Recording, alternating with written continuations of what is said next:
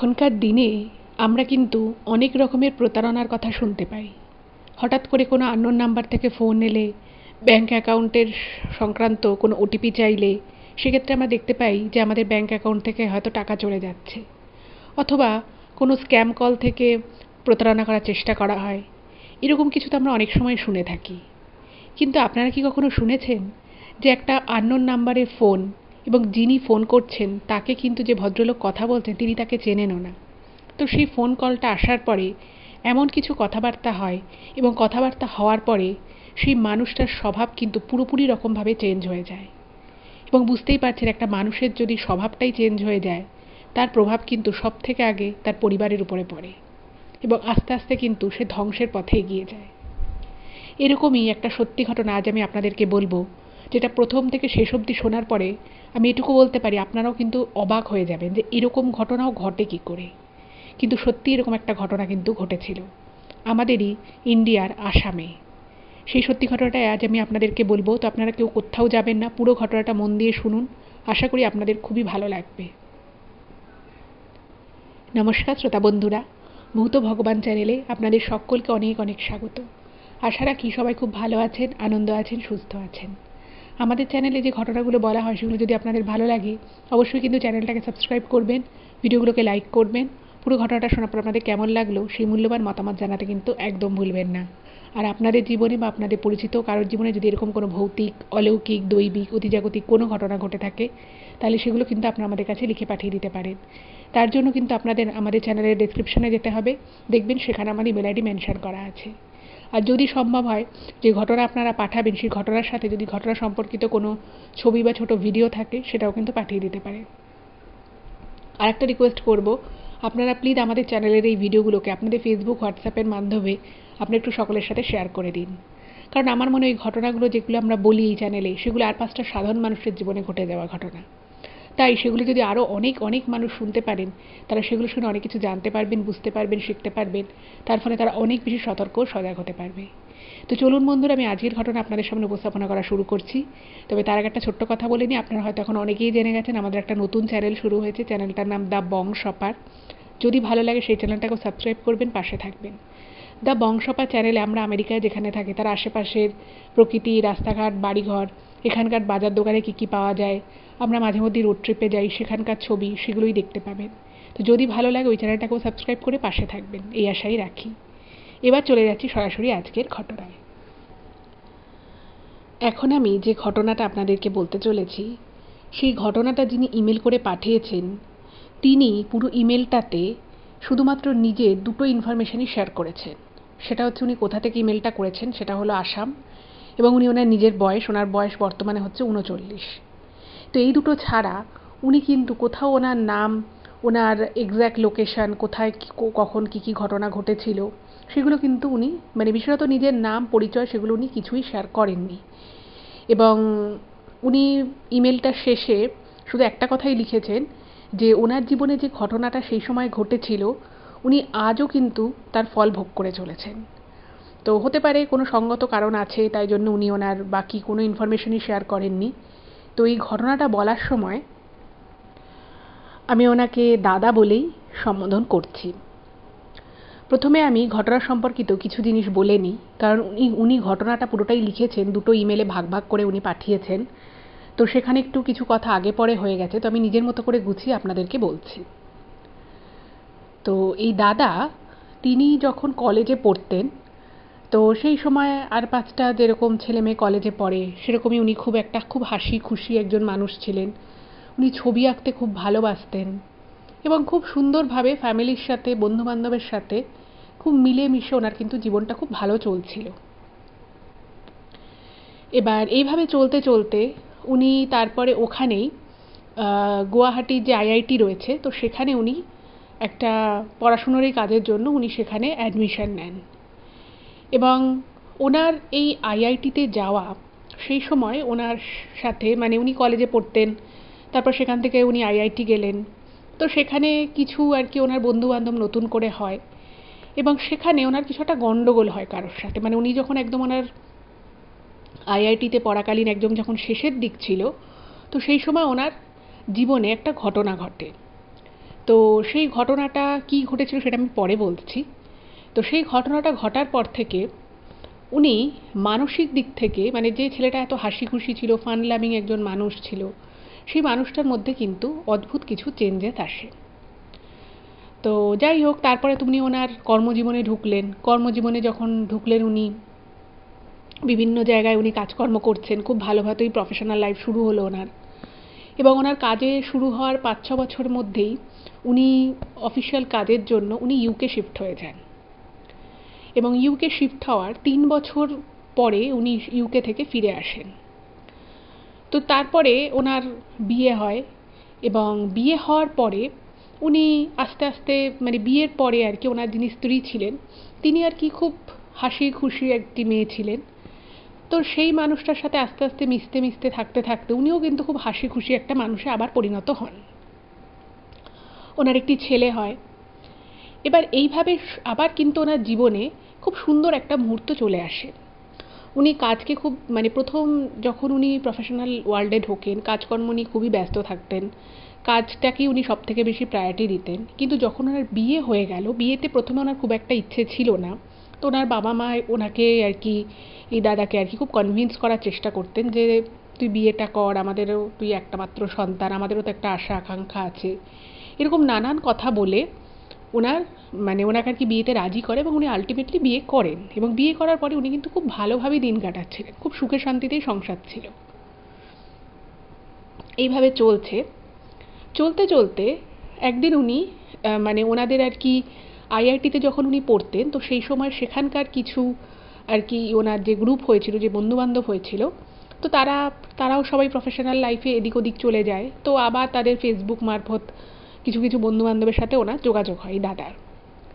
তো দাদার যখন যোগাযোগ হয়, তো সবাই মিলে ঠিক করলো যে ওই মুহূর্তে যারা যারা আর কি কাছাকাছি রয়েছে, তো তারা সবাই মোটামুটি একটা ডেট ঠিক করে অনেক দিন আগে থেকে, প্রায় 3-4 মাস আগে থেকে কলকাতা একটা গেট টুগেদার করার প্ল্যান করলো। যে মোটামুটি যারা দেশের মধ্যে রয়েছে, তো তারা সবাই মিলে একটা গেট টুগেদার মতো করবে, এবং অনেক পুরনো বন্ধু বান্ধব আসবে, গল্প আড্ডা হবে, এরকম। এবার উনি তো খুব খুশি। তো এই দাদা ভাবলেন যে ঠিক আছে, কলকাতা যখন যাওয়াই হচ্ছে, ওনাদের 1-2 জন আত্মীয় থাকতো, তো উনি ওনার ফ্যামিলিকে নিয়ে এলেন।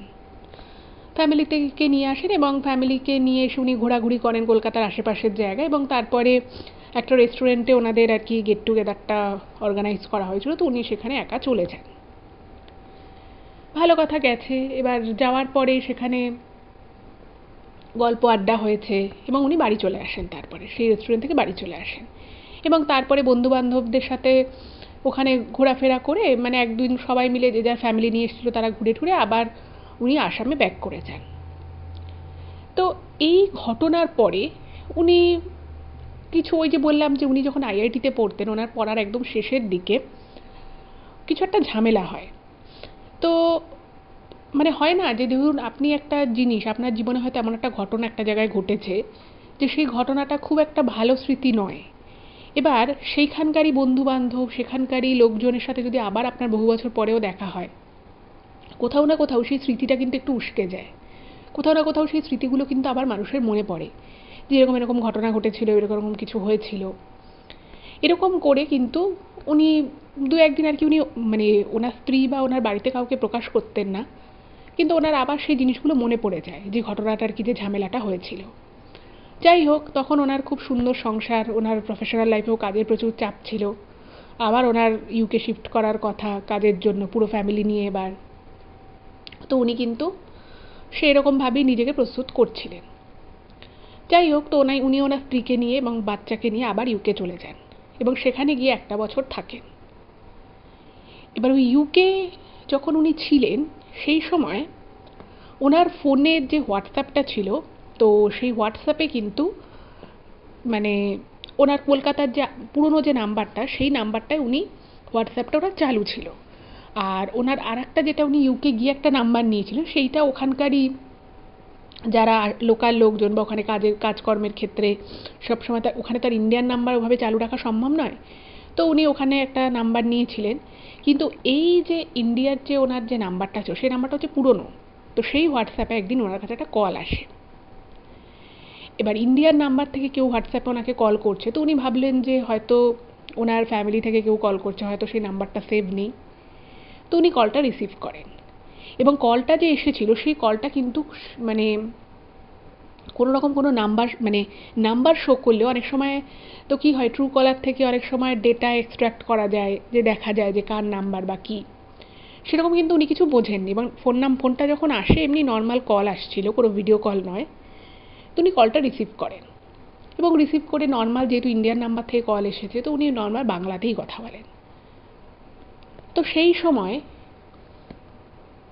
যে গলাটা উনি ফোনের ওপার থেকে পান, সেই গলাটা ওনার একটু একটু চেনা মনে হয়, কিন্তু মনে হয় যে গলাটা মানে কোথায় যেন উনি শুনেছেন, বাট এক্স্যাক্ট কোন গলা বা কার গলা সেটা কিন্তু উনি বুঝতে পারেন না। এবং সেও কিন্তু বাংলা টোনেই হ্যালো করছে, কেমন আছে সেটা জিজ্ঞেস করছে, একদম বাংলাতেই। এবার ওনার না একটু খটকা লাগে, যে খুব গলাটা চেনা চেনা লাগে, তো উনি ফোনে বারবার জিজ্ঞেস করছে কে কে। তো উনি না ওদিক থেকে কোনো উত্তর পাচ্ছে না, শুধু তাকেই জিজ্ঞেস করছে যে কেমন আছো, কি করছো, এরকম বাংলাতে জিজ্ঞেস করছে। তো এই দাদার না একটু খটকা লাগে যে কি হলো ব্যাপারটা, কিছু বলছে না কেন, এবং আমি প্রশ্ন যখন জিজ্ঞেস করছি কে কে, কোনো উত্তর দিচ্ছে না। তো উনি কী করেন, সঙ্গে সঙ্গে ফোনটা কেটে দেন। উনি না তখন আর ভাবেনি যে যাই হোক না কেন, তো উনি আর অতটা পাত্তা দিলেন না। এর কিছুক্ষণ পরে, এটা কিন্তু ইউকেতে থাকাকালীন অবস্থায়, তার 5-6 মিনিট পরে আবার ওই সেম নাম্বারটা থেকে একটা হোয়াটসঅ্যাপে কল আসে। উনি না তখন ভাবলেন যে আমার মনে হচ্ছে এই নাম্বারটা আমার পরিচিত কেউই করছে, এবং উনি না তখন কিছুতেই মনে করতে পারছেন না যে গলাটা উনি কোথায় শুনেছেন। এর কিছুক্ষণ পরে মানে ফোনটা উনি আর রিসিভ করেন না এবং ফোনটা বেজে বন্ধ হয়ে যায়। এরপরে উনি রাতের বেলা খাওয়া দাওয়া করেন, উনি পরের দিন আবার অফিস যেতে হবে, তো উনি শুয়ে পড়েন। এবার শুয়ে পড়ার পরে আবার কিন্তু ফোনটা আসে, তখন রাত 11টা 11:30 এরকম বাজে। তো আবার ফোনটা আসে এবং উনি তখন ভাবলেন যে পাশে ওনার স্ত্রী, ওনার বাচ্চা ঘুমোচ্ছে, তো তাদেরও ঘুমে ডিস্টার্ব হবে। তো উনি ফোনটা রিসিভ করে উনি বসার ঘরে চলে আসেন। বসার ঘরে এসে যখন উনি ফোনটা রিসিভ করলেন, তখন কিন্তু প্রথমেই ফোনের ওপার থেকে একটা মহিলা কণ্ঠে, মানে যে কণ্ঠটা ওনার মনে হচ্ছিল ওনার খুব চেনা চেনা লাগছে, বাট উনি বুঝতে পারছিলেন না, সে নিজে থেকে তার পরিচয়টা দিল। এবং পরিচয়টা দেওয়ার পরে ঠিক হাতে গুনে 3 মিনিট মতো ফোনে কথা হয় এই দাদার সাথে, ওই অজ্ঞাত পরিচয় ভদ্রমহিলার। এবং এই সময় কী কী কথোপকথন হয়েছিল বা কী কথা হয়েছিল এক্স্যাক্ট, সেটা আমি পরে বলছি।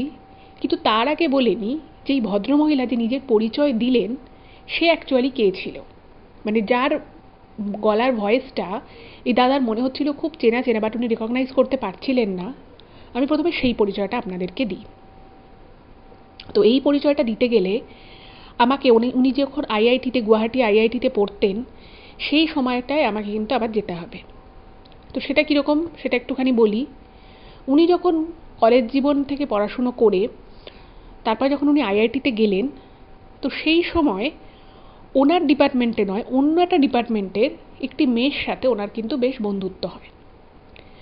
এবার এই বন্ধুত্বটা প্রথমে পড়াশুনো সংক্রান্ত বিষয় থেকেই বন্ধুত্বটা সৃষ্টি হয়, এবং বুঝতেই পারছেন যে যখন আইআইটিতে গেছে তখন কলেজ জীবনের পরে কিছুটা সময় কেটে গেছে, তারপরে আবার উনি হায়ার স্টাডিজের জন্য গেছিলেন। তো দে ওয়ার ম্যাচিওরড। তো সেইখানে ওই মেয়েটির সাথে আলাপ পরিচয় হয় এবং দুজনের সাথে অনেক কথাবার্তা বলে, এবং কথাবার্তা বলার পরে দুজনের, এই দাদা এবং ওই মেয়েটিরও দুজনেরই কিন্তু মনে হয় যে মানে ওনারা যদি বিয়ে করে ভবিষ্যতে, তাহলে এই দাদা ভেবেছিল যে আমার যেরকম মেয়ে পছন্দ এই মেয়েটা সেরকম হতেই পারে। আবার ওই মেয়েটিও যখনই দাদার সাথে কথা বলেছিল আইআইটিতে, তখন ওনারও মনে হয়েছিল যে আমি ভবিষ্যতে যদি বিয়ে করি, আমি এরকম ছেলেকেই বিয়ে করব, কারণ দুজনের মোটামুটি কেরিয়ারটা, পড়াশুনো একই রকমের পড়াশুনো করছে, কেরিয়ারটাও মোটামুটি সেম পাথে যাবে। তো দুজনের কিন্তু দুজনকে বেশ ভালো লাগে, এবং দুজনে মিলে আর কি এই বিষয়ে খুব সিরিয়াস ছিল প্রথম থেকেই, কিন্তু ব্যাপারটার মধ্যে ওনারা খুব সিরিয়াসলি ব্যাপারটাকে মেনটেন করেছিল। তো দুজনেই দুজনের সমস্ত পছন্দ অপছন্দ একে অপরের সাথে শেয়ার করতে থাকে, দুজনের বিভিন্ন বিষয়ে মতামত কী সেগুলো নিয়েও শেয়ার হতে থাকে।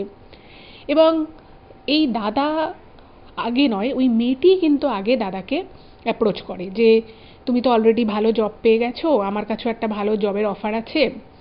তো দুজনেই বেশ ভালো একটা পোস্টে চাকরি করছে এবং দুজনেরই বিদেশে যাওয়ার প্ল্যান রয়েছে। তো দুজনেই বুঝতে পারে যে একে অপরের জন্য একদম পারফেক্ট। এবার ওই পড়াশুনো চলাকালীনই দুজনে আর কি একসাথে কি কোন দিকে কেরিয়ার নিয়ে গেলে বেটার হবে, কোন কান্ট্রিতে ওরা শিফট করতে পারে, এই সমস্ত কিছু ফিউচার প্ল্যানিং বলতে যেগুলো বোঝায়, সেই সমস্ত কিছু মোটামুটি কিন্তু ওদের আইআইটিতে পড়াকালীনই ওরা একে অপরের সাথে প্ল্যান করে নেয়। এবং এটুকু বুঝতে পারে দাদা যে মেয়েটি খুব ভালো একটা মেয়ে, পড়াশুনোতেও ভালো, রুচিশীল, যথেষ্ট ভদ্র, সভ্য, নম্র।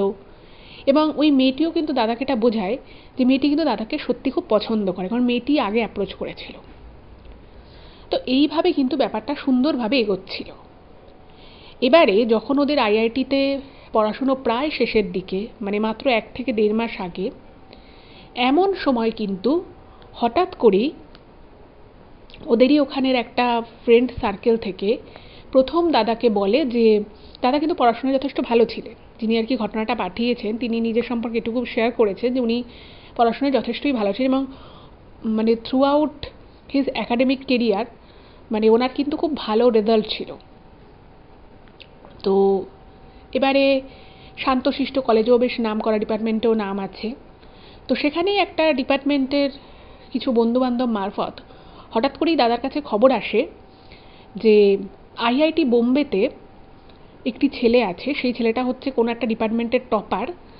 তো সেই টপার মানে দেখুন, আমরা যখন কলেজে পড়তাম তো তখন আমরা এক কলেজে স্টুডেন্টরা অন্য কলেজে সেম ডিপার্টমেন্টে কী পড়াশুনো হচ্ছে, তাদেরকে কী পড়ানো হচ্ছে, তারা কী কোর্স করছে, তারা এক্সট্রা কী কী করছে, এগুলো নিয়ে আমরা খোঁজ খবর রাখতাম। এক স্কুলেও যারা পড়ে তার অন্য স্কুলের কী কী পড়ানো হচ্ছে, কী কী কোর্স নতুন হচ্ছে, সেগুলো নিয়েও আমরা খোঁজ খবর করতাম।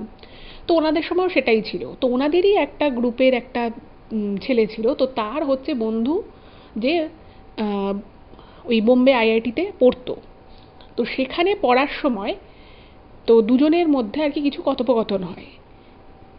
তো সেই কথোপকথনে ওই বন্ধুটা অন্য মানে দুটোই ছেলে বন্ধু, তো ওদের মধ্যে বেশ কথোপকথন হয়েছে। তো ও দেখেছে যে এই মেয়েটা, যে মেয়েটির সাথে দাদা প্রায় নিজেরা বিয়ে করবে, ভবিষ্যতে সেটেল হবে, এটা যেরকম ঠিকঠাক ছিল, তো সেই মেয়েটি কিন্তু ওই বোম্বে আইআইটির ওই যে টপার যে ছিল একজন, একটা ডিপার্টমেন্টের যে টপার, তো তার সাথে তার ফেসবুক প্রোফাইলে দেখে। এবারে সেই ছেলেটি যখন দেখে যে এই মেয়েটা তো এই গুয়াহাটি আইআইটিতে পড়ে, আমাদের এই ব্যাচের একটা ছেলের সাথে ওর খুব ভালো সম্পর্ক রয়েছে, ওরা বিয়ে করবে, মানে ওই দাদা ডিপার্টমেন্টে সবাইকে বলে দিয়েছিল যে হ্যাঁ আমরা একে অপরকে খুব পছন্দ করি, আমরা বিয়ে করতে চাই, এরকম উনি বলে দিয়েছিলেন, কারণ যেহেতু ওনার দিক থেকে ব্যাপারটা খুব সৎ ছিল। এবার ওই ছেলেটা বলছে না এরকম তো না, এটা তো আমার গার্লফ্রেন্ড। হ্যাঁ ও গুয়াহাটি আইআইটিতে পড়ে কিন্তু ও মাঝে মধ্যে আমার সাথে দেখা করতে আসে, তো আমরা তো বিয়ে করছি, আমাদের মধ্যে তো সব কিছু ঠিকঠাক আছে, ও অন্য কারোর গার্লফ্রেন্ড কী করে হবে, এটা তুমি ভুল বলছো। তো এই কথাটা শুনে ওই যে ছেলেটি ছিল সেই ছেলেটি দাদাকে জিজ্ঞেস করে যে আচ্ছা তুই যে এই মেয়েটির সাথে কথা বলি, তুই যে বলেছিস যে তোরা বিয়ে করতে চলেছিস বা কিছু, এটা কি তোর একার দিক থেকে নাকি মেয়েটাও জানে, মানে তোদের দুজনের মধ্যেই ব্যাপারটা ঠিক? তো দাদা বলেছে না আমরা দুজনেই ব্যাপারটায় ডিটারমাইন, আর ও আমাকে যে পছন্দ করে সেটা ও নিজেই আমাকে বলেছে, আমরা দুজনে মিলে এগুলো প্ল্যান করেছি। তখন বলছে কেন তুই এগুলো জিজ্ঞেস করছিস? তো তখন ওই ছেলেটি বলে যে না আমার একটা বন্ধু রয়েছে, ও অমুক আইআইটিতে টপার, তো কিন্তু আমি কিন্তু ওর ফেসবুক প্রোফাইলে দেখেছি। তো যথারীতি এই দাদা বিশ্বাস করে না এবং ওকে বলে যে ঠিক আছে আমার ছবিটা দেখা। তো তখন এই বন্ধুটি ওর যে ওই বোম্বে আইআইটির যে বন্ধু তার প্রোফাইলটা খুলে সেই যে ছবিটা যে ফেসবুকে ছেড়েছিল সেই ছবিটা দেখিয়ে দিয়েছে। এবার দেখানোর পরে তো দেখছে সত্যি এই ও, কিন্তু যা হয় মানুষ যখন কাউকে খুব বিশ্বাস করে প্রথমে তো ওইগুলো বিশ্বাস হয় না, তো ভাবে যে দেখো একই দেখতে মেয়ে হতেই পারে। তখন বলছে যে না এটা একই দেখতে নয়, তুই দেখ এই ফটোটায় কিন্তু তোর যে গার্লফ্রেন্ড সেও কিন্তু ফটোটায় রিয়্যাক্ট করেছে এবং কমেন্টও করেছে। তো দেখছে হ্যাঁ সেম।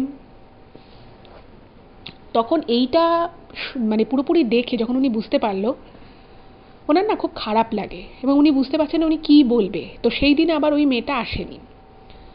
তো যাই হোক, তো পরের দিন উনি ফোন করে মেয়েটাকে একটা রেস্তোরাঁয় আসতে বললো, একটা রেস্টুরেন্টে দেখা করার জন্য আসতে বললো। তো মেয়েটাও আসে। এবং তখন সেদিন ওই দাদা নিজে একা যায়নি, বন্ধুটাকেও নিয়ে গেছিলো, যে বন্ধুটার আর কি বন্ধু ওই IIT-তে পড়ে। তো তখন ওকে সরাসরি মেয়েটাকে জিজ্ঞেস করা হয়। তো মেয়েটাকে যখন সরাসরি জিজ্ঞেস করা হয়, খুব অদ্ভুত রকমভাবে মানে এই দাদা ওই ছেলেটাকে নিয়ে গেছিলো, ওই ছেলেটা আবার আরেকটা বন্ধুকে নিয়ে গেছিলো, যে ব্যাপারটা জানতে হবে, কারণ ওর এত ভালো বন্ধু যে মুম্বাই IIT-তে আছে। তো এবারে যে ঘটনাটা ঘটলো, সেরকম যে কোনো ঘটনা আদৌ ঘটতে পারে সেটা কিন্তু এই দাদা স্বপ্নেও কল্পনা করতে পারেনি। ওই মেয়েটি ওই রেস্তোরাঁর মধ্যে প্রচণ্ড চিৎকার করে বাকি আরও যে দুটো বন্ধু ছিল তাদের সকলের সামনে এই দাদাকে কিন্তু ব্লেম করে, এবং শুধু ব্লেম করে তাই নয়, বলে যে আমি তো তোর সাথে শুধুমাত্র একটা বন্ধুত্ব রেখেছিলাম, আমি তো ওই ছেলেটাকেই ভালোবাসি, তা আমি ও ফেসবুক প্রোফাইলে ছবি দিয়েছে, এটা তো স্বাভাবিক। আমি কখন বললাম যে আমি তোকে ভালোবাসি বা আমি তোকে বিয়ে করতে চাই, আমরা একে অপরের সাথে সারা জীবন থাকবে, সব কথা তো আমি তোকে কোনোদিন বলিনি। এবং ওই মুহূর্তে দাঁড়িয়ে মেয়েটা এই দাদার সাথে যে ওর একটা সম্পর্ক ছিল সেটা বন্ধুত্বের থেকেও অনেকটাই বেশি, এবং ওরা যে একসাথে ফিউচার প্ল্যান করেছিল, কোথায় যাবে, কোথায় চাকরি করবে, কোথায় কোন দেশে সেটেল করবে, এই যত কথাবার্তা ছিল সেই সম্পূর্ণ কথাবার্তা, বা ওদের একে অপরকে কিছু কিছু গিফট দিয়েছিল, সেই সব কিছু কিন্তু মেয়েটা ওই রেস্তোরাঁয় দাঁড়িয়ে এক নিমেষে ওই দুটো বন্ধুর সামনে পুরোপুরি অস্বীকার করে। এবং তার সাথে মেয়েটা এটাও বলে যে আমি অনেক দিন থেকেই দেখছি তুই আমাকে খুব ডিস্টার্ব করছিস, আমি তোকে প্রথম প্রথম কিছু বলতাম না যে ঠিক আছে আমরা দুজনেই এখানে হায়ার স্টাডিজ করতে এসেছি আর 1-1.5 মাসের মধ্যে আমাদের কমপ্লিটও হয়ে যাবে, কিন্তু তুই দিন দিন এরকম ব্যবহার করছিস, আমি সেটা ভাবিনি। তুই আরও দুটো ছেলেকে এনেছিস, তুই আমার উপরে এই ব্যাপারটা চাপিয়ে দেওয়ার চেষ্টা করছিস, কিন্তু এরকম ব্যাপার কিন্তু একেবারেই নয়, আমি তোকে শুধু বন্ধু হিসেবেই দেখি, কোনো ভালোবাসা ঠাসা ওসব আমার তোর প্রতি নেই। এবং এই কথাগুলো কিন্তু মেয়েটা শুধুমাত্রই দাদার সামনে বলে তা নয়, ওর সাথে যে আরও দুটো ছেলে এসেছিল তাদের সকলের সামনে খুব চিৎকার করে করে বলে, এবং বলে মেয়েটার কোনো কথা না শুনে ওই রেস্তোরাঁ থেকে সোজা বেরিয়ে যায়। এবং সমস্ত ওর সাথে যা সম্পর্ক ছিল, ওর সাথে যা যা কথাবার্তা হয়েছিল, পুরোটাই কিন্তু মেয়েটা অস্বীকার করে। এবার বুঝতেই পারছেন এটা একটা বিশাল ঝামেলার আকার ধারণ করে। পুরো ডিপার্টমেন্টে, মানে মেয়েটা যে ডিপার্টমেন্টে পড়তো প্লাস এই দাদা যে ডিপার্টমেন্টে ছিল, দুটো ডিপার্টমেন্টে সবাই জেনে যায় যে ওদের মধ্যে যেটা সবাই জানতো যে ভালোবাসা ছিল বা কিছু ছিল, সেটা পুরোপুরি প্রমাণ হয়ে যায় যে দাদাই জোর করে ওর সাথে সম্পর্ক রাখার চেষ্টা করতো, জোর করে ওর সাথে কথা বলতো, মেয়েটার কোনো ইন্টারেস্ট ছিল না, এটাই কিন্তু মেয়েটা প্রমাণ করে। এবং মেয়েটা পরবর্তী সময় ডিপার্টমেন্টে গিয়ে সবাইকে ধরে ধরে একটা কথাই বলে যে আমি ওকে কোনোদিন বলিনি যে আমি ওকে ভালোবাসি, বা আমি ওর থেকে কোনো জিনিস কোনোদিন নিতেও চাইনি, বাট ও জোর করে করে দিত। এই সব বলে ব্যাপারটা এমন পর্যায়ে চলে যায় যে এই দাদা নিজে নিজের ডিপার্টমেন্টে যেতে, এবং লাস্ট যখন উনি পরীক্ষা দিতে গেছিল, জাস্ট পরীক্ষাটা দিয়ে উনি বেরিয়ে আসতেন, মানে এতটাই উনি হিউমিলিয়েটেড হয়েছিলেন। উনি অবাক হয়ে গেল যে একটা মেয়ে যার সাথে আমার বেশ কিছুদিনের সম্পর্ক হলো, এত আমরা কথা বললাম, এত কিছু আমরা একে অপরের সাথে শেয়ার করলাম, মেয়েটা একটা মুহূর্তে সব কিছু কী করে অস্বীকার করলো, সব কিছু ভুলে কী করে গেল, এটা তো সম্ভব নয়। কিন্তু ওনার যে ওই একটা বন্ধু ছিল, তো সেই বন্ধু দু একটা আর কি, তারা কিন্তু এই দাদাকে বিশ্বাস করতো, এবং তারা বলে যে দেখ ও যেভাবে কথাগুলো রটিয়ে বেড়াচ্ছে, এখন যদি তুই বলিসও সবাইকে যে না ও তোর সাথে বিট্রে করলো বা ও তোর সাথে ডবল গেম খেলেছে, এটা অনেকেই বিশ্বাস করবে না। আর এখন আমাদের একদম মানে লাস্ট সেম চলছে, ফাইনাল সেম, এবার এরপরে সবাই সবার মতো কাজে কর্মে ঢুকে পড়বে, ফলে কেউ এটা নিয়ে আর ভাববেও না, আর কেউ তোকে হয়তো বিশ্বাসও করবে না। কিন্তু এই দাদা 2-3টে ভালো ভালো বন্ধু ছিল, তারা কিন্তু ব্যাপারটা বুঝতে পারে যে মেয়েটা ইচ্ছাকৃতভাবেই সবার সামনে এরকম সব কিছু অস্বীকার করলো।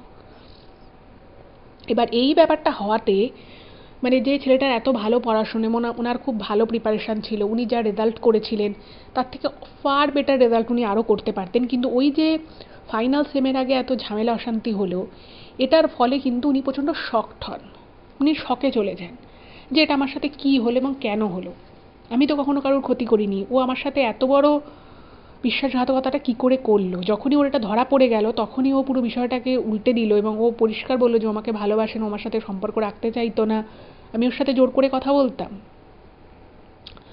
তো যেটা উনি ইমেলে লিখেছেন যে উনি চাইলে হয়তো সেই সময় আরও ঝামেলা করতে পারতো, বা মেয়েটি যে ভুল বলছে, মিথ্যে কথা বলছে, সেটা হয়তো উনি চাইলে প্রমাণ করতে পারতেন।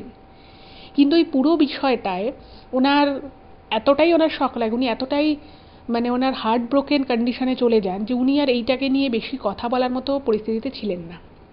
এবং এই সেম কারণটার জন্য ওনার কিন্তু ফাইনাল সেমের রেজাল্টও যতটা ভালো হওয়ার উচিত ছিল, যতটা ভালো ওনার প্রিপারেশন ছিল, ততটা ভালো কিন্তু হয় না।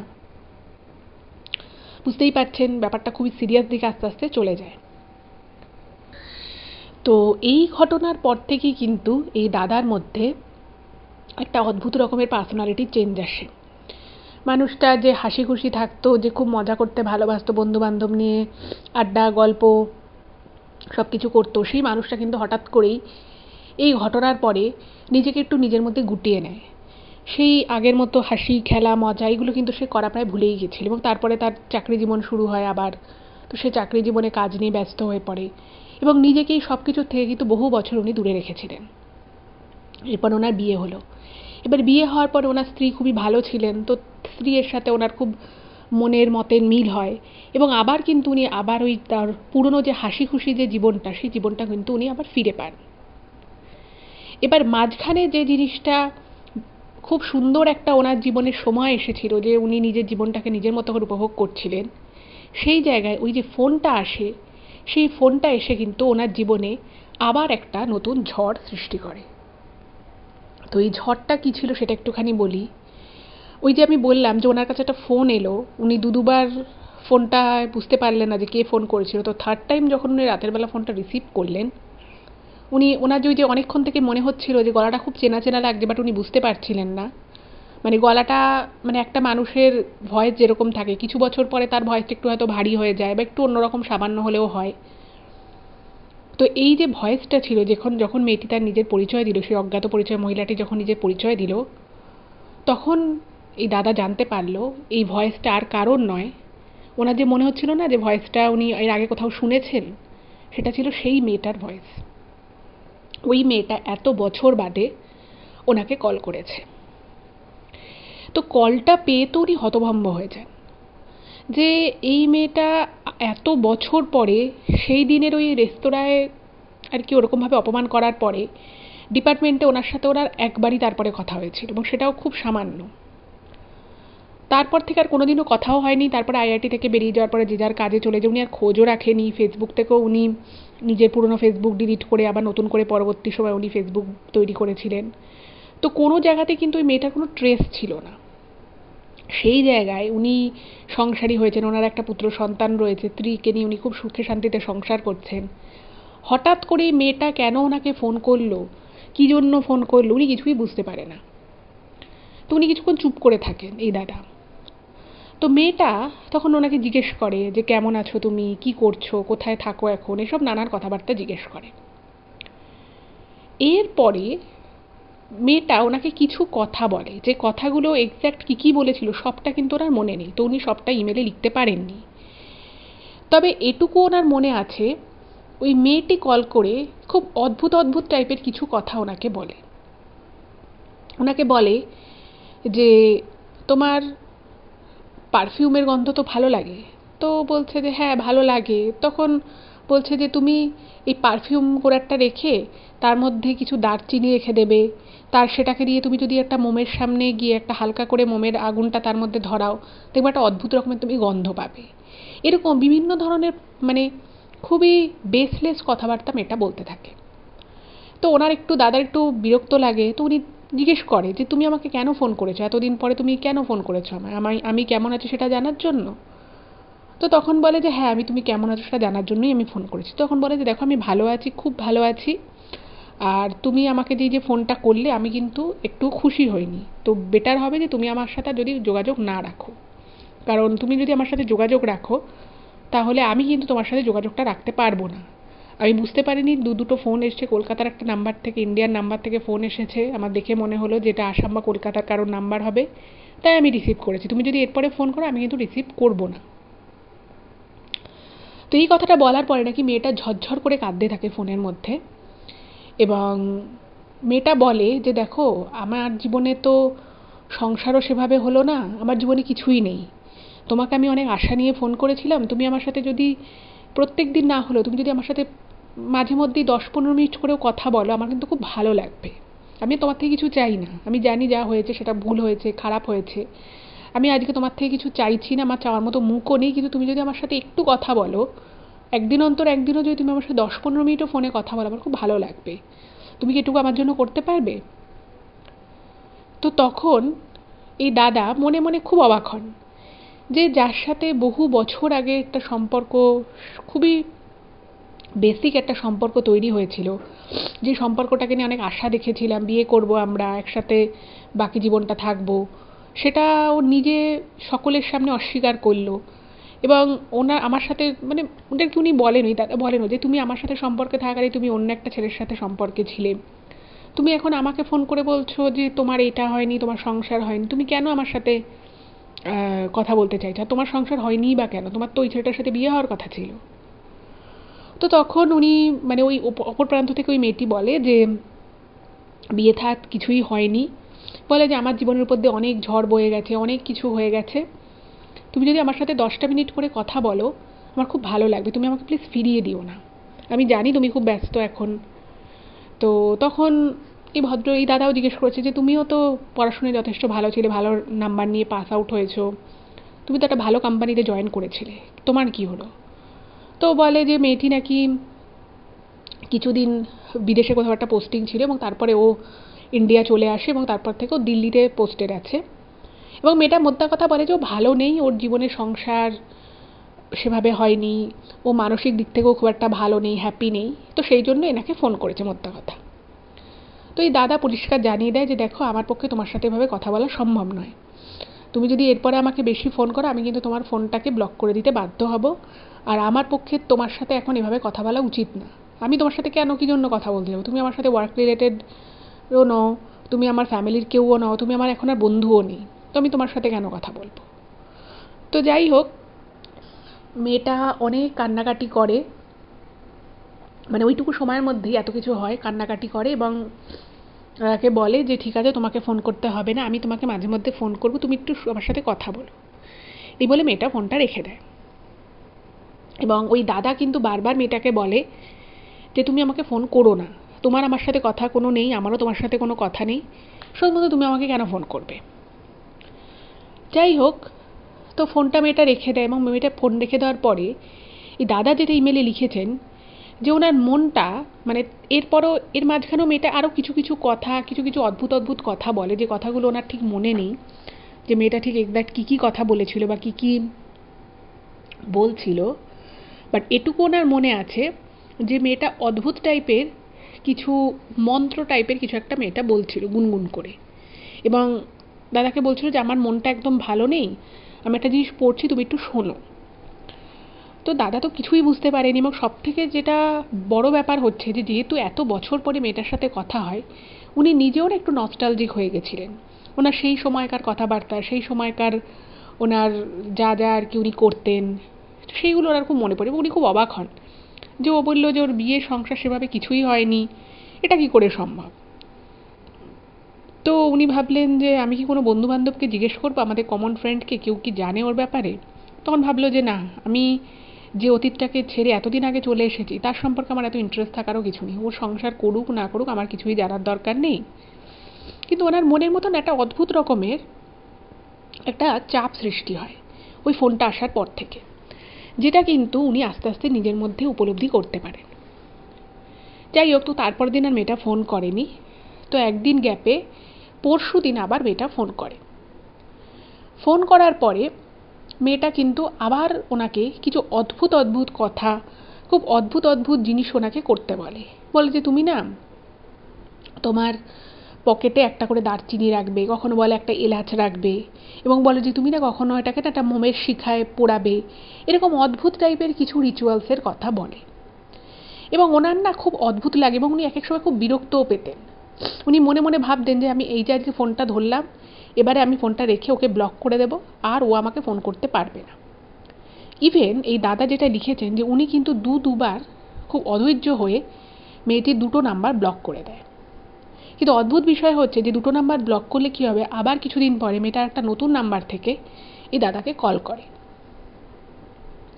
এই যে মেয়েটার সাথে দুদিন একদিন অন্তর অন্তর খুব অল্প অল্প টাইমেরও কথা হতে থাকে, এর ফলে কিন্তু এই দাদার মনে কিছু অদ্ভুত জিনিসের সৃষ্টি হয়।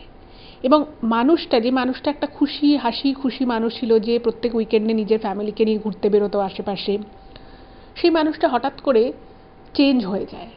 এবং সেই গুরুগম্ভীর একটা ব্যাপার, সবসময় খুব মানে একটা গাম্ভীর্য নিয়ে থাকা, খুব দুঃখ দুঃখ মন করে থাকা, সেটা কিন্তু আবার ওনার মধ্যে আস্তে আস্তে ফিরে আসে। এবার বুঝতেই পারছেন যে একটা মানুষ যদি, একটা হাসি খুশি ফান লাভিং মানুষ যদি হঠাৎ করে খুবই দুঃখবিলাসী টাইপের হয়ে যায়, সে সবসময় খুব ডিপ্রেস থাকে, খুব মানে একটুতেই রেগে যাচ্ছে এরকম টাইপের যদি হয়ে যায়, তার পরিবারের উপরে কিন্তু সেই প্রভাবটা সব থেকে বেশি পড়ে। দেখা যাচ্ছে ওনার স্ত্রী যদি কিছু বলতে আসতো, উনি রেগে যেতেন, খুব রেগে মেগে উত্তর দিতেন। ওনার ছেলে ওনাকে যদি কিছু বলতো, যেটা করো, চলো এটা করি, এটা একটু খেলি, উনি রেগে যেতেন, ঠিকমতো উত্তর দিতেন না, ঠিকমতো ভালো ব্যবহার করতেন না। এবার এটা একদিন দুদিন হলে ঠিক আছে, মানুষ ভেবে নিতে পারে যে মানুষটা হয়তো খুব স্ট্রেসড আছে বা কিছু একটা ব্যাপার আছে, তাই এরকম করছে। কিন্তু যখন দেখা যায় যে এই বিষয়টা রোজ হচ্ছে বা এটাই বেশি সময় হচ্ছে, তখন কিন্তু সবারই একটু খুব বিরক্ত লাগে, সবাই একটু অসন্তুষ্ট হয়। তো ওনার ফ্যামিলির ক্ষেত্রেও দেখা গেল যে ওনারা তখন বিদেশে থাকতেন, তো ওনার স্ত্রীর কিন্তু একটু খারাপ লাগা শুরু হলো। ওনার স্ত্রী ওনাকে প্রথম দিকে বোঝাতেন যে তোমার কি হয়েছে, তুমি এরকম খারাপভাবে উত্তর দিচ্ছ কোনো কথা জিজ্ঞেস করলে, তুমি আগের মতো আমাদের সাথে ফ্যামিলি টাইম স্পেন্ড করছো না, কেন এরকম হচ্ছে? তো তখন উনি কোনো রকম কোনো কারণ উনি দেখাতে পারেননি।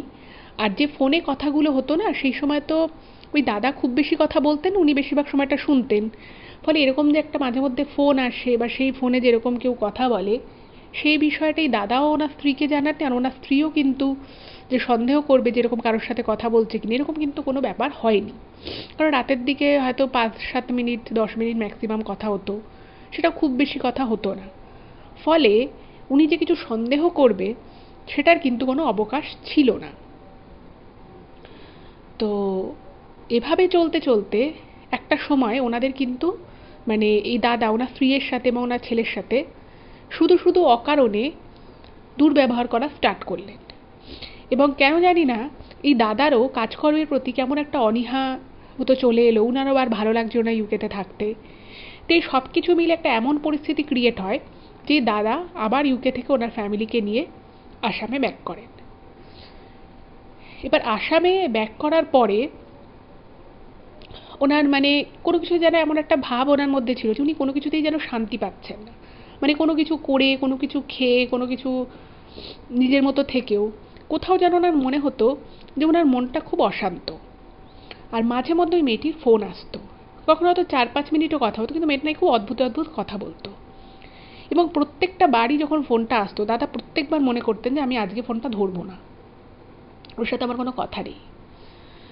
তো অদ্ভুত বিষয় যে কি এমন ঘটনা ঘটেছিল, কি এমন ব্যাপার হয়েছে, সেটা কিন্তু উনি জানতেন না। উনি কিন্তু ফোনটা মানে মনস্থির করলেও সেটা সেই জায়গায় কিন্তু উনি স্টিক থাকতে পারতেন না। হয়তো একবার উনি ফোনটা ধরলেন না, দ্বিতীয়বার কিন্তু উনি ফোনটা ধরতেন এবং ধরে কথা বলতেন।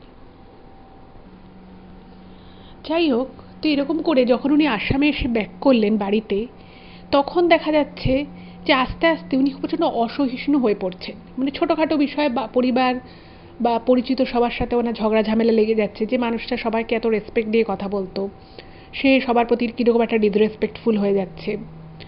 এরকম একটা অস্বাভাবিক কিন্তু ওনার ভিতরে চারিত্রিক একটা চেঞ্জেস আসে। ইন দ্য মিন টাইম যেটা হলো, ওই মেয়েটি ফোন করে ওনাকে বলতে থাকে যে তুমি তো ইন্ডিয়া চলে এসেছো, তো তুমি একটা কাজ করো, তুমি একবারের জন্য মানে 1 ঘন্টার জন্য হলেও তুমি দিল্লিতে এসে আমার সাথে দেখা করো। তো উনি তো পরিষ্কার বলে দেন যে না, আমি এটা করতে পারবো না। এবং এটা নিয়ে ওনার মানে মেয়েটি বারবারই ওনাকে ফোন করে চাপ দিত যে তুমি একবার এসে আমার সাথে দিল্লিতে দেখা করো, তুমি 5 মিনিট থেকো তাও ঠিক আছে, বাট তুমি একবার আসো, আমি তোমাকে একবার দেখতে চাই। তো উনি না করে দেন। এবং না করে দেওয়ার পরে ওই মেয়েটি বলে যে ঠিক আছে, আমি তাহলে দিল্লি থেকে আসামে আসছি, তুমি একবার আমার সাথে দেখা করো, আমি তো তোমার বাড়ি গিয়ে ওভাবে দেখা করতে পারবো না, তুমি একবার দেখা করো, তুমি যখন আসতে পারছো না, ঠিক আছে আমি আসছি। তো খুব একটা মানে উনি একটা খারাপ পরিস্থিতির মধ্যে পড়েছেন। উনি মনে মনে বুঝতে পারছেন যে যেটা মেয়েটা করতে চাইছে বা ওনার সাথে এই যে মাঝে মধ্যে কথা বলছে, যেচে পড়ে কথা বলছে বা মেয়েটা বলছে একবার দেখা করতে, এই পুরোটাই যে একটা অনুচিত ব্যাপার বা কিছু যে একটা এর মধ্যে ভুল আছে সেটা কিন্তু উনি বুঝতে পারেন, কিন্তু বুঝে সেটাকে আটকানোর মতো কোনো কিছু কিন্তু উনি খুঁজে পাচ্ছেন না। মানে অনেক সময় উনি ব্লক করে দিচ্ছেন, আবার দুদিন পর অন্য নাম্বার থেকে ফোন করছে, কিন্তু উনি তখন মনে মনে ভাবলেন যে না, এই বিষয়টাকে এর থেকে বেশি বাড়তে দেওয়া যাবে না। উনি তখন পরিষ্কার বলে দেন যে দেখো, আমি তোমাকে আজকে লাস্টবারের মতো বলছি, তুমি আমাকে ফোন করবে না, এবং আমি যদি এরপরে তুমি আমাকে অন্য কোনো নাম্বার থেকে ফোনও করো, আমি যেই বুঝতে পারবো যেটা তোমার ভয়েস, আমি কিন্তু ফোনটা কেটে দেবো। আর এই দেখা করার বিষয় কিন্তু না তুমি আমাকে বলবে, না মানে আমি যে দিল্লি যাবো সেটা তো তুমি আশাই করো না, তুমিও কিন্তু আসামে এসো না, আমি কিন্তু তোমার সাথে দেখা করবো না। যাই হোক, তো এইটা বলে দেয়, এবং এই যে টুকটাক মাঝে মধ্যেই কথোপকথনটা যখন হচ্ছে, তো তখন শেষের দিকেই ব্যাপারটা যখন এন্ড হওয়ার দিকে যায়, তো সেই সময় একদিন এই দাদার যিনি স্ত্রী ছিলেন তিনি ব্যাপারটা শুনতে পান। তো তিনি স্বাভাবিকভাবে জিজ্ঞেস করছে যে তুমি কার সাথে কথা বলছিলে, কাকে তুমি আসাম আসতে বারণ করছো, কি ব্যাপার, এটা একটু বলো। তো উনি না মানে ব্যাপারটা যখন উনি বুঝলেন যে ওনার স্ত্রী কিছুটা শুনেছে, উনি ব্যাপারটাকে কিভাবে যে হ্যান্ডেল করবে সেটা উনি বুঝতে পারেন, এবং উনি খুব রিয়্যাক্ট করেন। উনি বলেন যে তুমি কেন আমার ফোনে কথা শুনছো, আমি তোমার কি আমার উপরে কোনো বিশ্বাস নেই, আমি কি অন্য কাউকে বলবো, তুমি কেন আমাকে জিজ্ঞেস করছো, আমি তোমাকে অত কিছু বলতে পারবো না, এরকম করে উনি বলেন। এবার এইখানে এই ব্যাপারটায় এই যে উনি একটু ওভার রিয়্যাক্ট করে ফেলেন, এটা কিন্তু ওনার স্ত্রীর কাছে খুব সন্দেহের আর কি একটা ব্যাপার হয়, যে উনি যে মানুষটাকে বিয়ের পর থেকে ওনার স্ত্রী দেখেছিল যে খুব হাসি খুশি একটা মানুষ, ফ্যামিলির মানুষজনকে নিয়ে হাসি মজা করে আনন্দ করে থাকতে ভালোবাসে, সেই মানুষটা হঠাৎ করে বিগত 1 বছর ধরে চেঞ্জ হয়ে গেছে, ঠিকমতো কথা বলতে চায় না, ঠিকমতো সময় দেয় না। তার মধ্যে হঠাৎ করে এরকম একজন কারোর সাথে কথা বলছে, সেটা যখন উনি জিজ্ঞেস করলেন, উনি ওনার স্ত্রীকে পুরোপুরি ব্যাপারটা খুলে বললেন না। যাই হোক, তো এই ব্যাপারটা নিয়ে কিন্তু ওনার স্ত্রীর সাথে এই দাদার একটা বড়সড় মনোমালিন্য হলো। এবং ইন দ্য মিন টাইম যেটা হলো, এই দাদা, যিনি যথেষ্ট মানে ফিটনেস কনসাস একজন মানুষ, খাওয়া দাওয়া খুব পরিমিত করেন, বুঝে করেন, বহুদিন দেশের বাইরে ছিলেন, তো কিভাবে কি চলতে হয় না চলতে হয়, কোথায় গেলে কি খেতে হয় না, তো সব বিষয়ে ওনার যথেষ্ট নলেজ ছিল।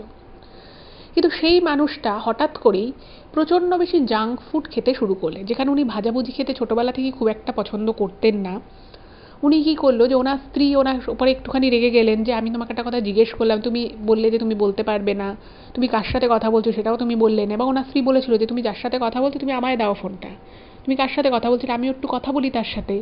তো যথারীতি উনি বলেন যে না, তোমাকে কথা বলতে হবে না, তুমি এটুকু জেনে রেখো যে আমি কোনো ভুল কাজের মধ্যে আমি কোনো কিছু ভুল করছি না। কিন্তু ওই যে উনি একটা ছোট বিষয়ে বেশি রিয়্যাক্ট করে ফেলেন, এটা কিন্তু ওনার স্ত্রীর কাছে একটু অবাকজনক লাগে। তো ওনার স্ত্রী বলেন যে তুমি যদি ভুল কিছু নাই করবে, তাহলে তুমি কেন আমাকে তোমার ফোনটা দিচ্ছ না, খুব স্বাভাবিক। এই নিয়ে তো একটা মত পার্থক্য চললো, সেটা নিয়ে একটা ঝগড়া অশান্তির পরিবেশ।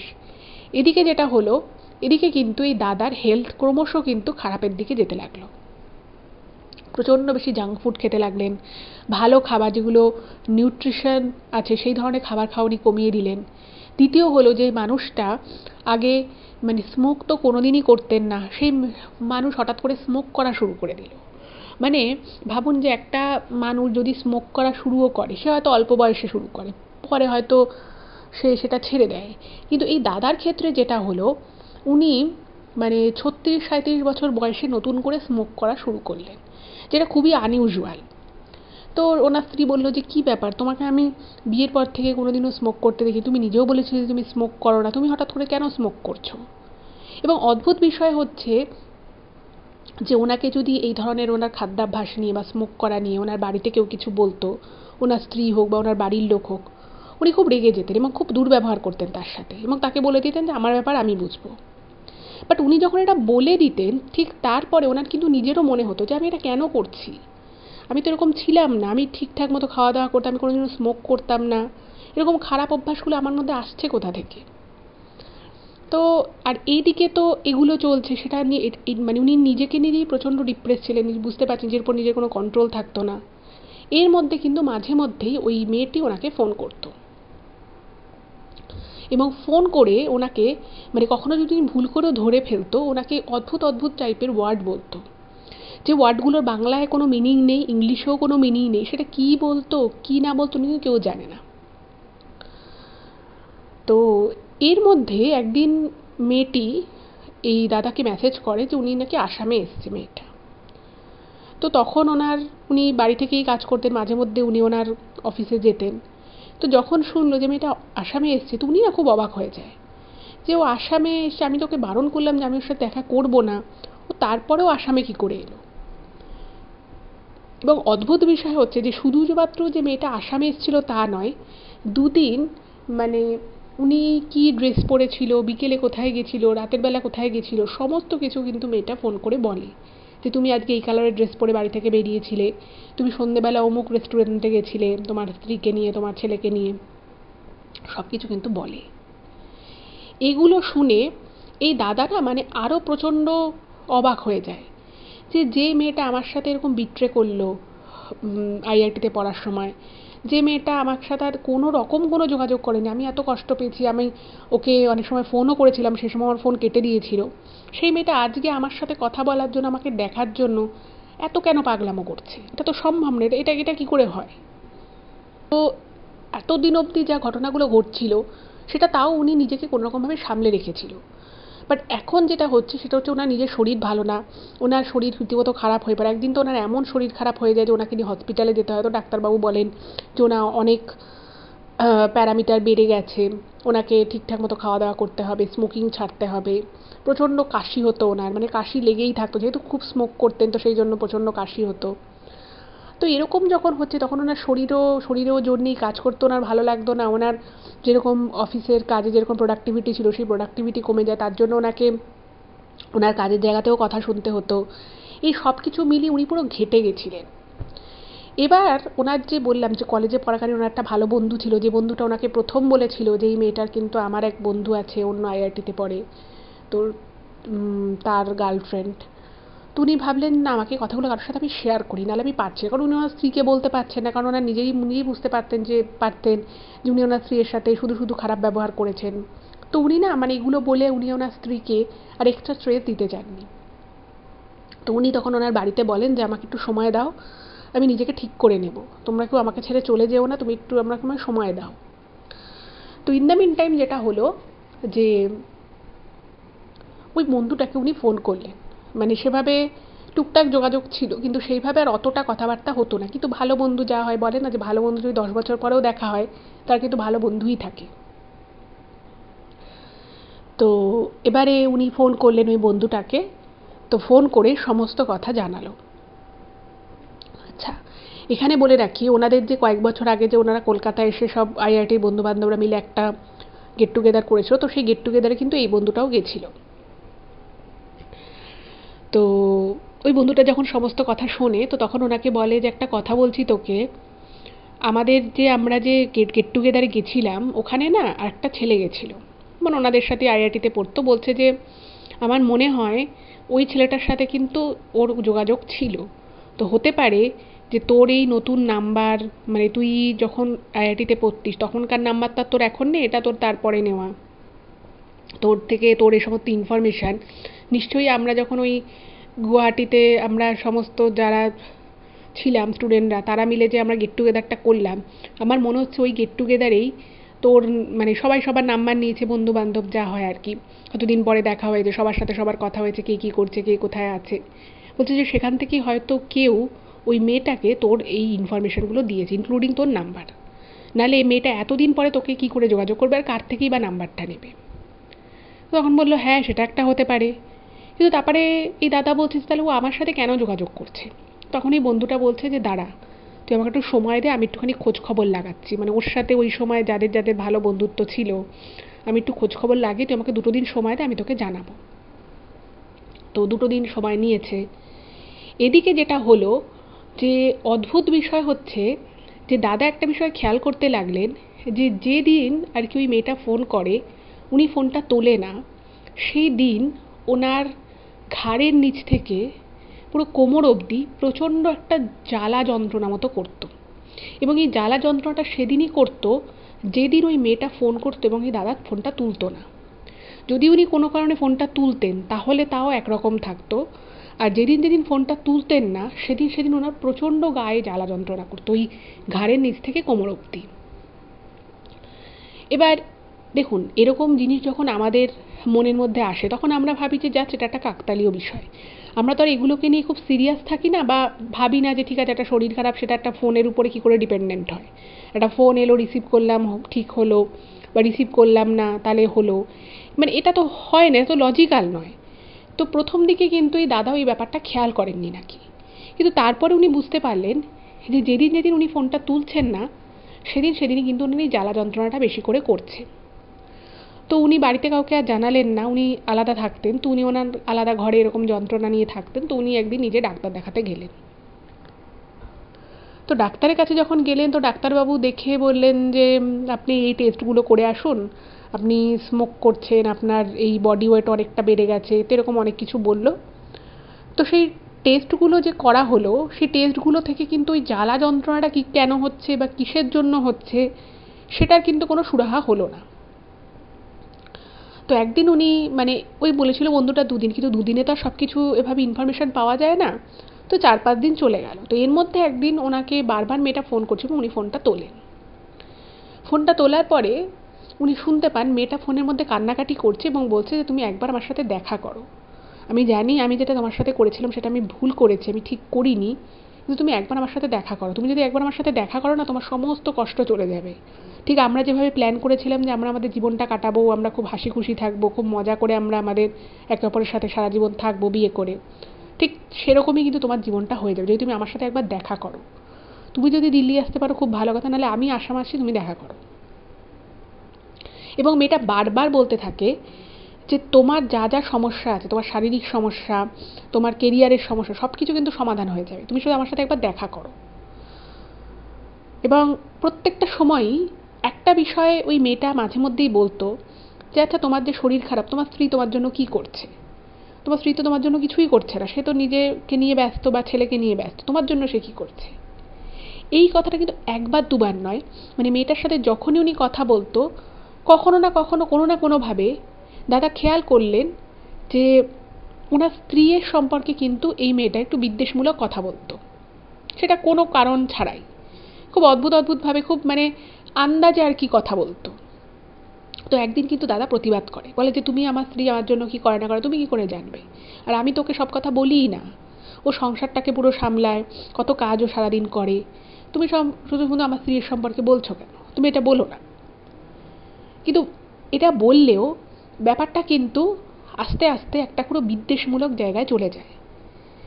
ইন দ্য মিন টাইম যেটা হলো 5-6 দিনের মাথায় সেই বন্ধুটা এনাকে ফোন করলি দাদাকে। তো ফোন করার পরে কি বলে, ফোন করার পরে যেটা দাদাটা মানে ওই ভদ্রলোক এই দাদাকে বলে সেটা শোনার পরে উনি পুরো চমকে যান। তো কি ব্যাপারটা হচ্ছে যে ওই মেয়েটি ওই যে ছেলেটির সাথে বোম্বে আইআইটির যে টপার যে ছেলেটির সাথে সম্পর্ক ছিল, তার সাথে বিয়ে হওয়ার সমস্ত কথা ছিল, তো এর সাথে তো মানে এই দাদাকে তো সবার সামনে অস্বীকার করলো যে ওর সাথে কোনো সম্পর্কই ছিল না, কিন্তু এই পুরো বিষয়টা ওই ছেলেটির কাছেও খবর যায় এবং ছেলেটি তখন কিছু কিছু প্রমাণ পায় যে মেয়েটির স্বভাব চরিত্রটা খুব একটা ভালো নয়। তো তারপরে আইআইটি পাস আউট হওয়ার পরে যে যার মতো ভালো চাকরিতে ঢুকে যায়, ওই ছেলেটিও আমেরিকায় একটা খুব বড় কোম্পানিতে চাকরি পেয়ে যায় এবং সে ওখানে সেটেল হয়ে যায়। তো প্ল্যান ছিল যে মেয়েটির সাথে বিয়ে করে ও মেয়েটিকে নিয়ে একবারে ইউএসএ চলে যাবে। বাট ঘটনাটা যেটা ঘটে যে ওই ছেলেটি, যে টপার ছেলেটি যার সাথে আর কি ওর সম্পর্ক ছিল, সেই ছেলেটিও বুঝতে পারে যে এই মেয়েটা খুব একটা ভালো নয়। তো স্বাভাবিকভাবেই মানে ওদের বিয়ের কথোপকথন শুরুও হয়ে যায়, কিন্তু আলটিমেটলি সেটা কিন্তু মানে ওই ডেট ফাইনাল অবধি স্টেজেই পৌঁছয় না, মানে তার আগেই কিন্তু ওদের যে সম্পর্কটা ছিল সেটা ভেঙে যায়, মানে বিয়ে প্ল্যান হওয়ার আগে সম্পর্কটা ভেঙে যায়। এবার সম্পর্কটা যখন ভেঙে যায় তখন মানে মেয়েটা না খুব কনফিডেন্ট ছিল যে ওর সাথে বিয়ে হবে, ও একটা আইআইটি টপার, ওর সাথে বিয়ে করে ও আমেরিকায় চলে যাবে, সেখানে গিয়ে দুজনে মিলে কাজকর্ম করবে, সুখে শান্তিতে সংসার করবে। এই জিনিসটা যখন ভেঙে যায় ততদিনে এই দাদাও নিজের চাকরিতে ঢুকে গেছে। তো মেয়েটা না খুব মানে অবাক হয়ে যায় যে ওর সাথে যেটা ঘটতে পারে সেটা মেয়েটা বুঝতে পারে না। যাই হোক, তো মেয়েটা কাজকর্ম নিজের কাজের মধ্যে আবার মনোনিবেশ করে। এবার সেই কন্ডিশন থেকে মেয়েটা যখন চাকরিতে জয়েন করে, তো ও যে কোম্পানিতে চাকরি করে সেটা কিন্তু একটা বেশ ভালো বড় উচ্চপদী মেয়েটা কাজ পেয়েছিল। এবার ওখানেরই একজন সিনিয়র যার প্রচুর টাকা পয়সা রয়েছে সেরকম একজনের সাথে কিন্তু মেয়েটার আবার একটা ভালোবাসার সম্পর্ক তৈরি হয়। এবং ওই লোকটা যে ওর থেকে অনেক সিনিয়র ছিল এবং প্রচুর টাকা পয়সার মালিক ছিল, তার সাথে কিন্তু ওর বিয়েটাও হয়ে যায়।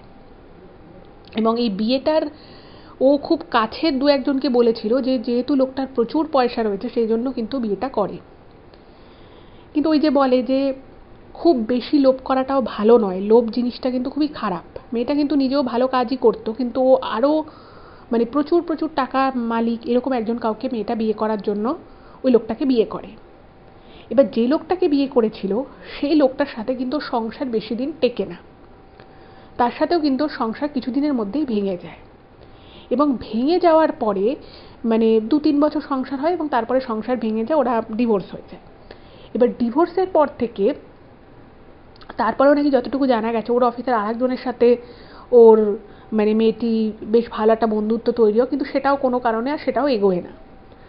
তো এরপর থেকে যেটা ঘটনা ঘটে যে ও কারোর সাথে সেভাবে যোগাযোগটা বন্ধ করে দেয়। তো ওদের ওই যে কলকাতায় যে বন্ধুদের যে গেট টুগেদারটা হয়েছিল সেখানেরই একজনের সাথেও যোগাযোগ ছিল এবং সে গল্প করে বলে যে জানিস তো ওই দাদাও এসছিল, তোর সাথে যার সম্পর্ক ছিল ও কিন্তু এসছিল। তো তখন কি করে ওই ছেলেটার মারফত ওর যে কারেন্ট যে হোয়াটসঅ্যাপের যে নাম্বারটা সেটা কিন্তু মেয়েটা নিয়ে নেয় এবং জানতে পারে যে ও বিয়ে হয়ে গেছে, ও সুন্দর সুখে শান্তিতে আছে। তো সেটা কোনো কারণে ওই মেয়েটার মনে না হিংসের সঞ্চার করে। এবং এরপরে যেটা এদিকে এইটুকু অবধি জানতে পারলো, এবং এরপরে আরও কিন্তু এই দাদার শরীর ডিটোরিয়েট করতে থাকে এবং ওনার স্ত্রী তখন ওনাকে নিয়ে দীর্ঘ 4 মাস বিভিন্ন জায়গায়, কলকাতাতে এসেও বিভিন্ন জায়গায় দেখায়, সাউথ ইন্ডিয়াতে গিয়ে তারপরে ওনার ট্রিটমেন্ট করানো হয়। কিন্তু প্রত্যেকটা জায়গাতেই দেখা যাচ্ছে যে ট্রিটমেন্ট একটা জায়গা অবধি করা যাচ্ছে, তার থেকে ভালো কিন্তু আর কোনোভাবেই উনি হচ্ছে না। যখন সাউথ ইন্ডিয়ায় গিয়ে একটা নাম করা জায়গায় ওনার চিকিৎসা করানো হলো, উনি তখন স্মোকিংও বন্ধ করে দিয়েছে, কিন্তু একটা লেভেলের পরে আর রিকভারিটা হচ্ছে না। তো তখন ওনার স্ত্রী কী করতেন, যে দুর্গাপুজোর যে সময় হতো, এই অষ্টমী, নবমী আর দশমী, এই 3 দিন কিন্তু উনি খুব মানতেন, মা দুর্গাকে খুব মানতেন এবং এই অষ্টমী, নবমী, দশমীর দিন উনি নিরামিষ ভোজন করতেন, মা দুর্গার নাম জপ করতেন। তো ওনাদেরই আসামের ওখানে একটা জায়গায় ওই শেরোবালি মায়ের একটা মন্দির ছিল, তো ওখানে খুব বড় করে নবরাত্রি হতো।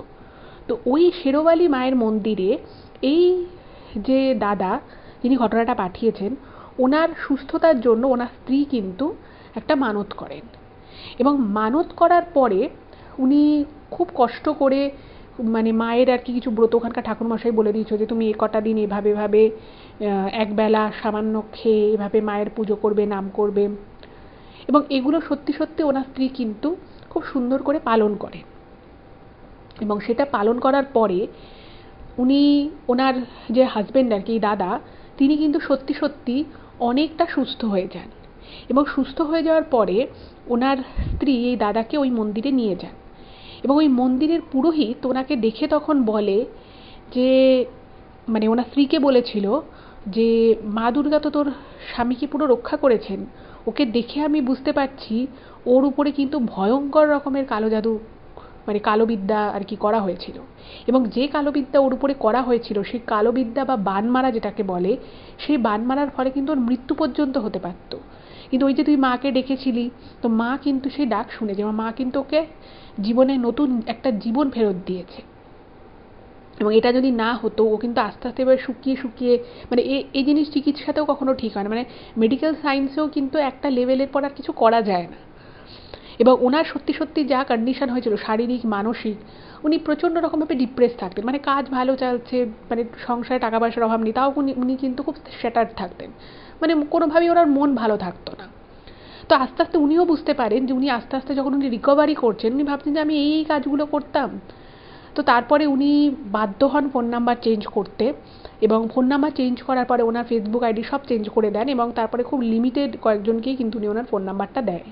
এবং এটুকু এই দাদা বুঝতে পেরেছিলেন যে ওনার স্ত্রী যদি সেই সময় মা দুর্গার শরণাপন্ন না হতেন, মা দুর্গা, মা শেরোবালি মা যদি সেই সময় ওনাকে আশীর্বাদ না করতেন, তাহলে কিন্তু সত্যি উনি যেটা মানে যে বান ওনাকে মারা হয়েছিল ওনার ক্ষতির জন্য, সেখান থেকে কিন্তু সত্যি উনি বেরিয়ে আসতে পারতেন না। উনি শারীরিক মানসিক দুদিক থেকেই কোনো কারণ ছাড়াই এতটা খারাপ অবস্থায় হয়ে গেছিলেন সেটা উনি স্বপ্নেও কিন্তু ভাবতে পারেননি। কিন্তু ওনার আজও খারাপ লাগে এটা ভেবে যে উনি ওনার স্ত্রীর সাথে শুধু শুধু অনেক অকারণে দুর্ব্যবহার করেছেন, খারাপ কথা বলেছেন। তো সেটার জন্য উনি আজও মনে মনে কিন্তু পস্তান। তো সেই জন্য উনি এই কথাটা লিখেছেন লাস্টে, যে এটার ফল কিন্তু আমি আজও পাচ্ছি, আজও আমার খারাপ লাগে যে আমি শুধু শুধু অনেক খারাপ ব্যবহার ওদের সাথে করেছি। তো এটাই ছিল ঘটনা। আমার তো ভীষণ ভালো লেগেছে, উনি ভালো আছেন এটা জেনে আরও ভালো লাগলো। আপনাদের কেমন লাগলো অবশ্যই কিন্তু জানাবেন। আর যদি ভালো লাগে প্লিজ চ্যানেলটাকে সাবস্ক্রাইব করবেন। আর এই ঘটনাগুলো প্লিজ আপনারা একটু ফ্রেন্ডস ও ফ্যামিলির মধ্যে শেয়ার করে দিন। সকলে ভালো থাকুন। জয় মা দুর্গা। আবার দেখা হবে পরবর্তী এপিসোডে।